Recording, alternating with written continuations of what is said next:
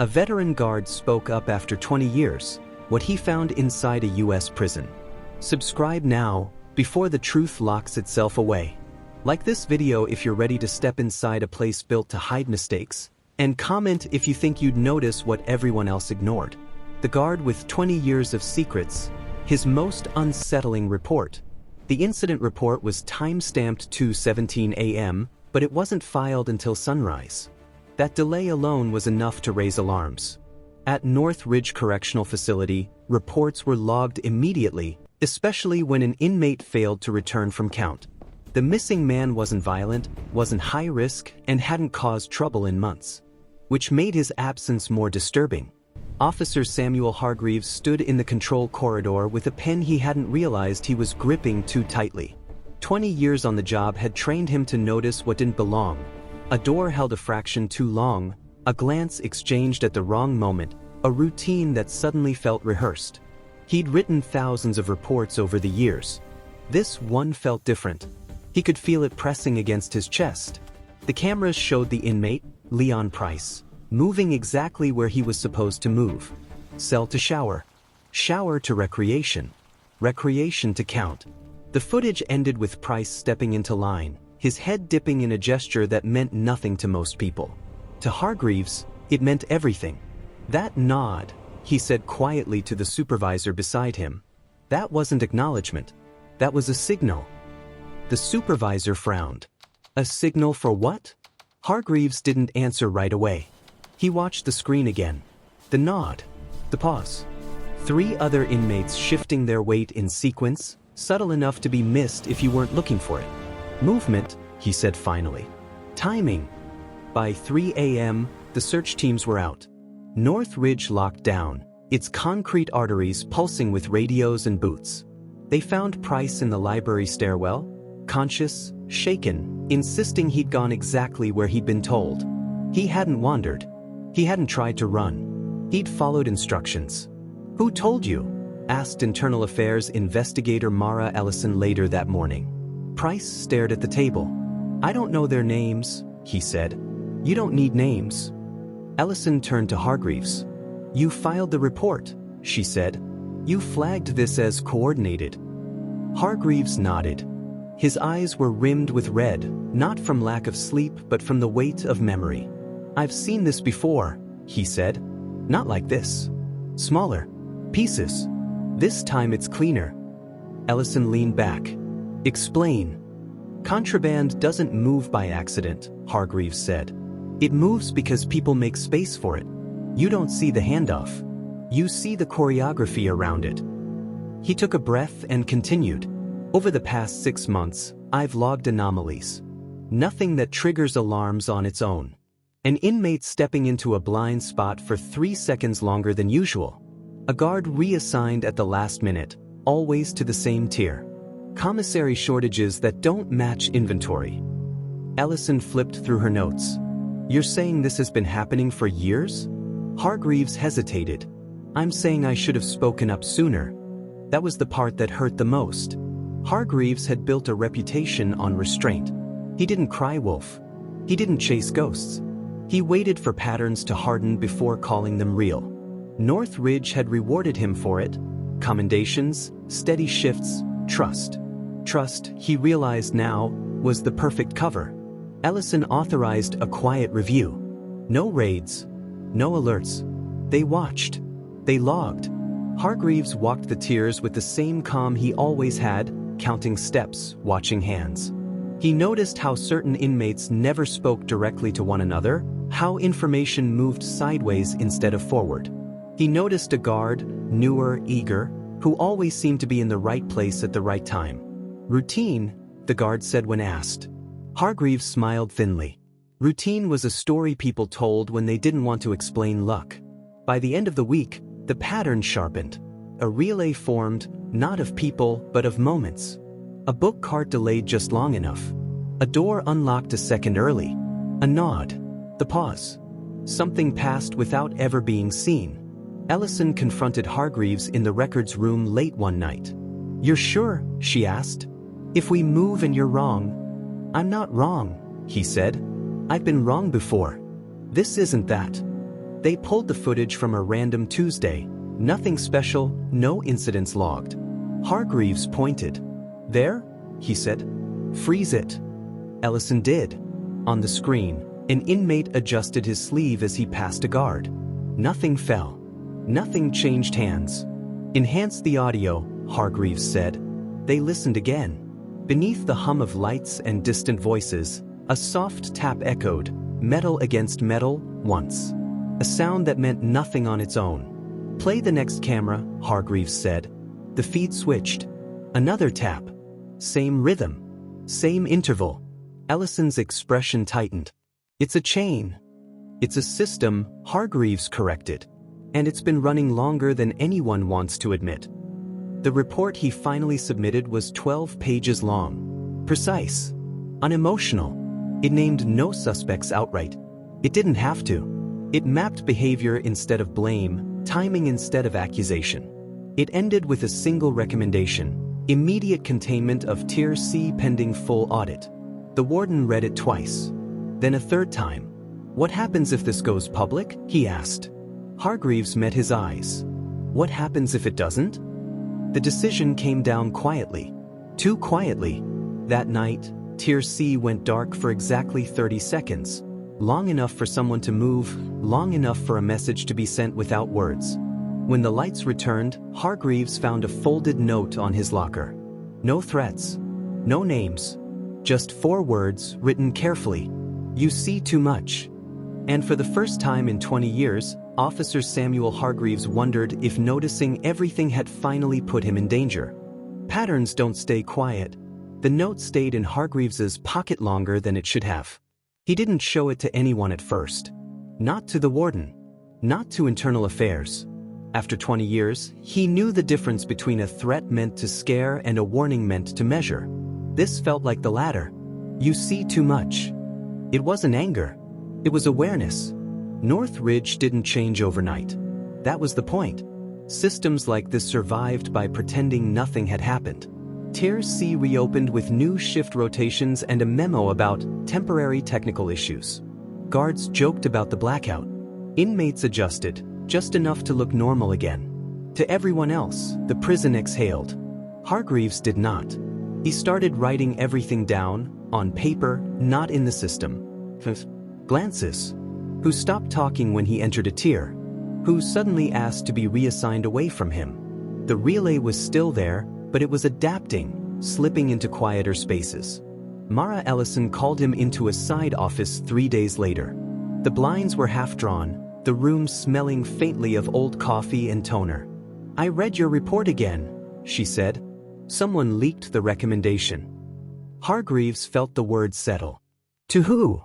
"Enough people that the wrong ones are nervous," Ellison replied. "Tier C inmates are filing grievances in perfect sequence. Different handwriting. Same language. They're closing ranks," Hargreaves said. "That means we're close." Ellison studied him. "Or it means you're exposed." That was when they noticed the first disappearance. Not an inmate. A record. A commissary log from the previous month. One Hargreaves had cited was gone. Not deleted. Replaced. Same file name. Same date. Different numbers. Ellison pulled IT. The explanation was smooth, rehearsed. "Routine sync error," the text said. "Old data overwritten during maintenance." "Maintenance by who?" Hargreaves asked. The tech hesitated just long enough. "Vendor access." Hargreaves and Ellison exchanged a look. Outsourcing had become the invisible hallway no one patrolled. They followed the access trail and found more gaps. Camera footage archived earlier than policy allowed. Shift rosters adjusted retroactively.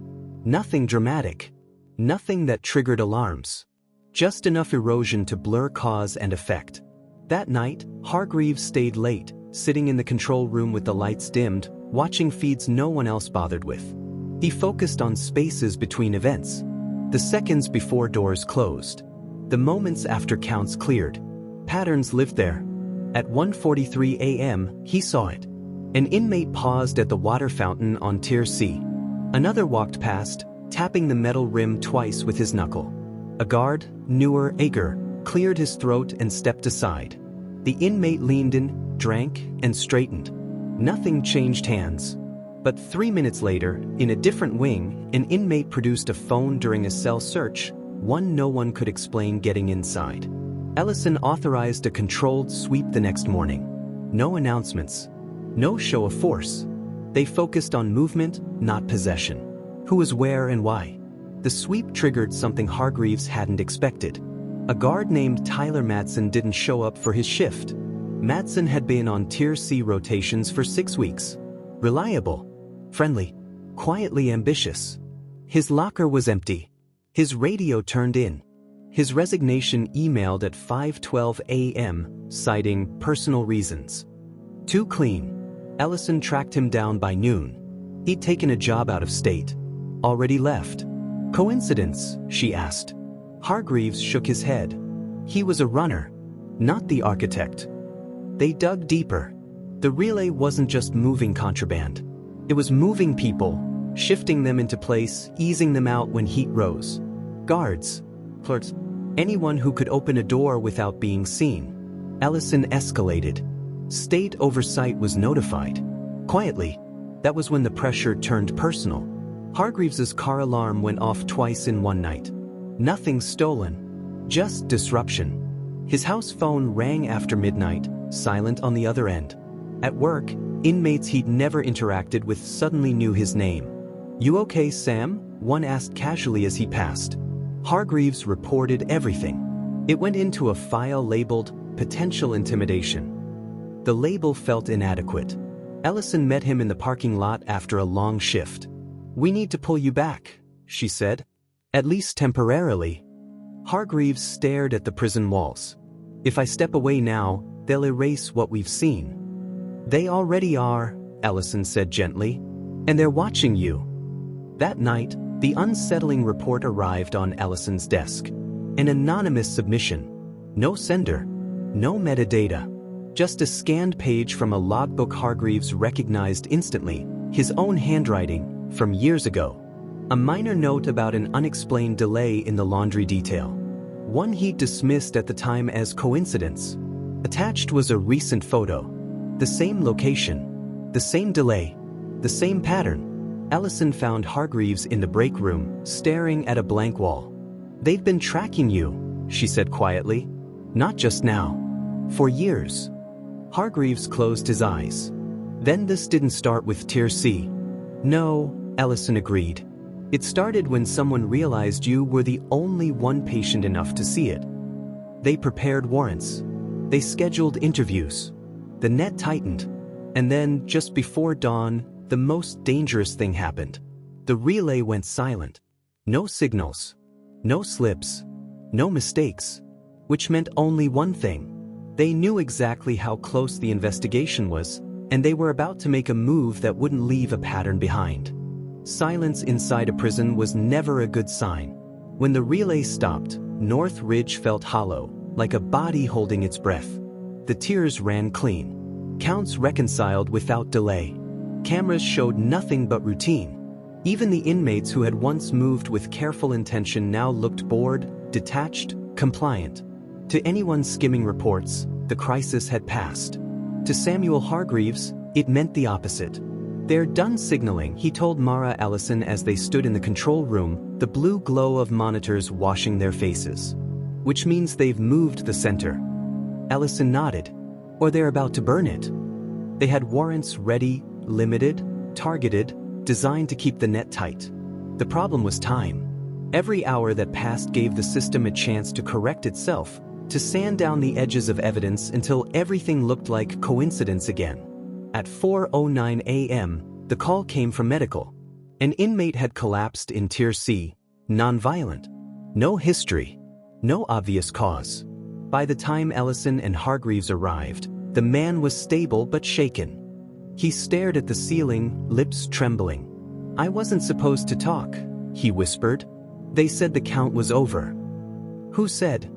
Ellison asked. The inmate swallowed. "The ones who don't get named." Hargreaves felt the familiar weight settle in his chest. He'd heard that phrasing before, years ago, in a different context, when a different pattern had brushed past him without fully revealing itself. Ellison pulled medical logs. The collapse coincided with a brief network hiccup, 30 seconds where system time drifted before snapping back into place. 30 seconds was all the relay had ever needed. They moved. Tier C was sealed. Interviews began simultaneously across 3 wings. Guards were pulled aside quietly, one by one, and asked the same simple questions. Where were you? Who did you see? What changed? Most answers aligned.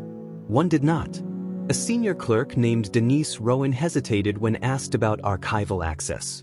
She'd been with the department for 15 years, steady and unremarkable. She handled records no one else wanted to touch, the old ones.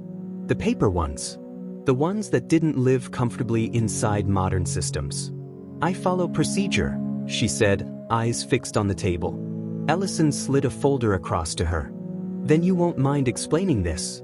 Inside were discrepancies that spanned a decade. Small edits. Adjusted timestamps. Refiled incidents. Nothing criminal on its own. Together, they formed a quiet river that redirected accountability away from specific moments and into vague explanations. Rowan's shoulders sagged. I didn't start it, she said. Who did? Hargreaves asked. Rowan looked up at him then, really looked. You did, she said softly. Without meaning to. The words landed like a physical blow. She explained it quickly, as if afraid she'd lose nerve. Years ago, Hargreaves had filed a report noting a sequence anomaly, laundry delays that aligned too neatly with staff rotations.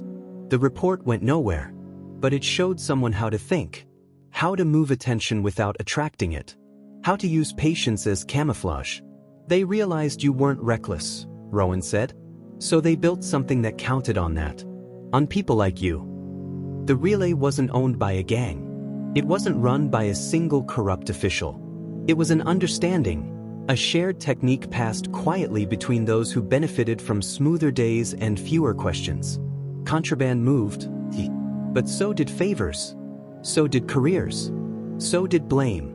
Ellison authorized the arrests. They came cleanly. No resistance. No spectacle. Rowan, a facilities supervisor. 2 guards who'd learned when to look away. Charges ranged from falsification to conspiracy. Enough to dismantle the spine of the relay. Hargreaves watched as they were led away, faces pale, eyes avoiding his. He felt no triumph, only a dull ache.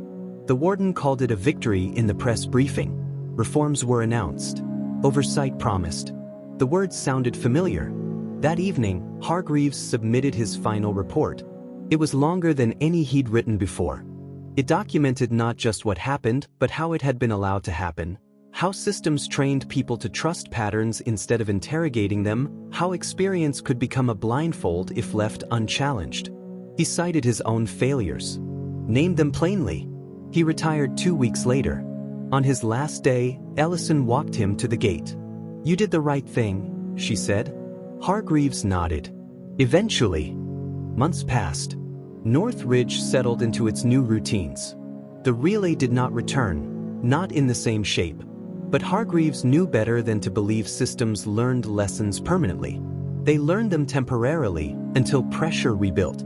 One night, long after retirement had softened the edges of his days, an envelope arrived at his door. No return address.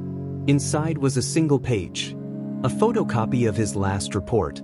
At the bottom, in a hand he didn't recognize, someone had written, "This is how it worked. Thank you for showing us."